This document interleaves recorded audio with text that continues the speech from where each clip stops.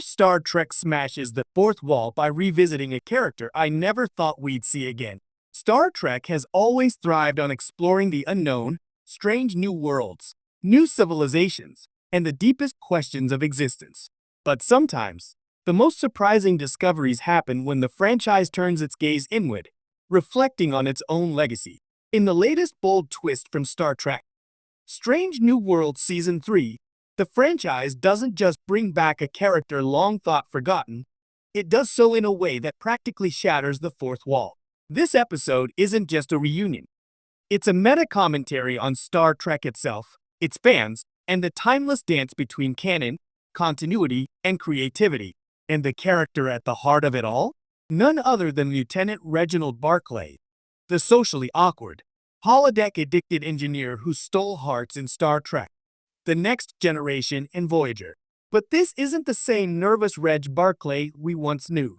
This is a version transformed, a bridge between Star Trek's golden age and its modern rebirth.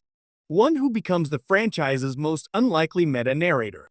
The return no one saw coming. When the episode first opens, nothing hints at Barclay's return.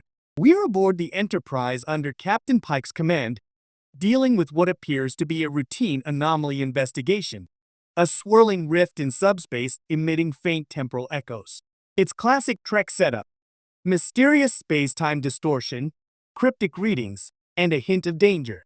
But then, something bizarre happens. The Enterprise's computers start speaking in a strangely familiar tone, glitching in and out between system warnings and what sounds suspiciously like dialogue from an old holodeck program. The bridge crew exchanges confused looks as the voice says, "Computer, end program." And, oh, this isn't the holodeck. Is it? And then, in a burst of static, the visual feed stabilizes, revealing Reg Barclay himself, older, grayer, and just as startled as everyone else. This isn't a mere cameo. This is Barclay literally breaking through dimensions, a holographic echo of his consciousness, displaced across time and reality. He's aware that something is off. He recognizes the ship's design, realizes Pike is in command, and mutters, half to himself, "I think I've overshot by about a century." That line alone feels like a wink to the audience, because Barclay's appearance is more than just science fiction technobabble. It's Star Trek looking straight at us, the viewers, and saying, "Yes, we know what you're thinking, and we're doing it anyway." Why Barclay's return hits so hard? There are plenty of Star Trek characters who could have been chosen for a surprise crossover or time-bending cameo. Q, for instance, could pop up anywhere, and it would make sense. Even Data's consciousness has been resurrected in various forms. But Barclay? His charm always came from being painfully human. He wasn't a hero, a warrior, or a prodigy. He was a nervous engineer who stammered, daydreamed, and preferred simulated friendships to real ones. He struggled with insecurity in a universe filled with confident geniuses. Yet he found his place. First on the Enterprise D, then helping bring Voyager home. So why bring him back now, in a series set before his time? Because Barclay's story was always about connection between man and machine, fiction and reality, imagination and truth. And that's exactly what this episode explores. In one unforgettable scene, Pike and Spock attempt to interface with Barclay's displaced holographic consciousness. He explains that he's not exactly alive, more like a feedback loop of his mind left inside a Starfleet archive experiment gone wrong. He starts referencing moments from The Next Generation, but then chillingly says, "You ever feel like someone's been watching you all this time? Like you're part of a story they already know the ending to?" It's one of the most direct acknowledgments of Star Trek's own audience ever written into the show.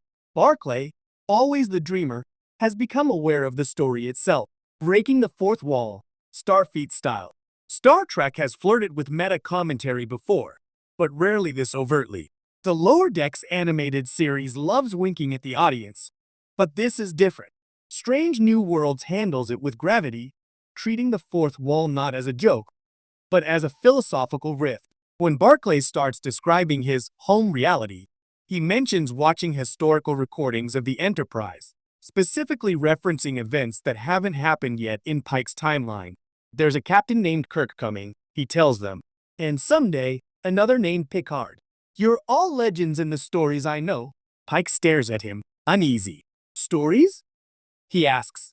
And Barclay responds softly, yes, you're all part of something much bigger. A story that's still being told. It's an astonishing moment. The show acknowledging its own existence as fiction within its universe. Yet it doesn't feel gimmicky. Instead, it feels like Star Trek is expanding its own philosophy of infinite diversity in infinite combinations, suggesting that reality itself may have layers, and that even fictional worlds can be self-aware. A love letter to the fans. By the midpoint of the episode, it becomes clear that Barclay isn't just there for nostalgia.